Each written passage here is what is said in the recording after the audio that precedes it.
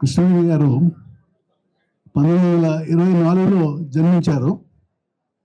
సుమారుగా 2-3 సంవత్సరాల తర్వాత మా పూర్ణ సంస్థ కూడా 1927లో జన్మించింది.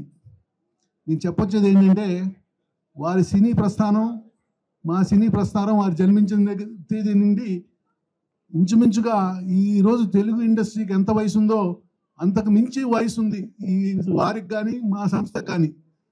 ఆ రకంగా వారు నిర్మించినటువంటి రెండవ పిక్చరు, రామారావు గారు నటించిన రెండో చిత్రం ఆ రోజుల్లో 1950 మేము డిస్ట్రిబ్యూట్ చేశాము. అంతకుముందే సీతారాం జన్మం ఇవన్నీ కూడా మేము డిస్ట్రిబ్యూట్ చేశాము. తర్వాత వారితో నాకు పెద్ద పరిచయం లేదు, ఎందుకంటే నేను వయసులో చాలా చిన్నవాడిని. కానీ ఎప్పుడు ఇంటికి వెళ్ళినా కూడా చక్కగా మర్యాదగా చక్కగా చూసేవారండి. చాలా అభిమానంతో మాట్లాడేవారు. అట్లాగే వారి అమ్మాయి అనురాధ గారు కూడా, మాకంత స్వాతంత్రం ఉందండి, నిర్మాతగాను డిస్ట్రిబ్యూటర్గా ఎప్పుడు మేము వ్యవహరించలేదు. వ్యాపార రీత్యా కానీ కుటుంబ సమేతంగా మా పరిచయాలు కానీ.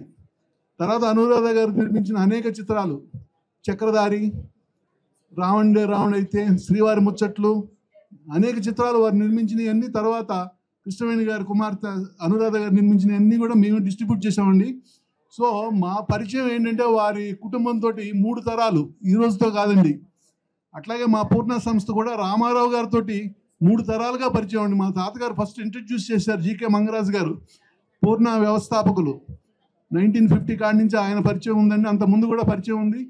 తర్వాత కామరాజు గారు మా ఫాదరు, వారు అనేక పిక్చర్స్ డిస్ట్రిబ్యూట్ చేశారు. రామారావు గారు నటించినవన్నీ కూడాను అనేక వైవిధ్యం కలిగిన చిత్రాలన్నీ కూడా డిస్ట్రిబ్యూట్ చేశామండి. దాని తర్వాత రామారావు గారితో నాకు కూడా చాలా పరిచయం అండి. బ్రదర్ ఎట్లా ఉన్నారని పలకరించేవారు ఎప్పుడు కూడా. నేను డిస్ట్రిబ్యూటర్గా వ్యవహరించిన రోజుల్లో కూడా మంచి చిత్రాలు వారితో సంకల్పం చేసి నిర్మించడం జరిగిందండి.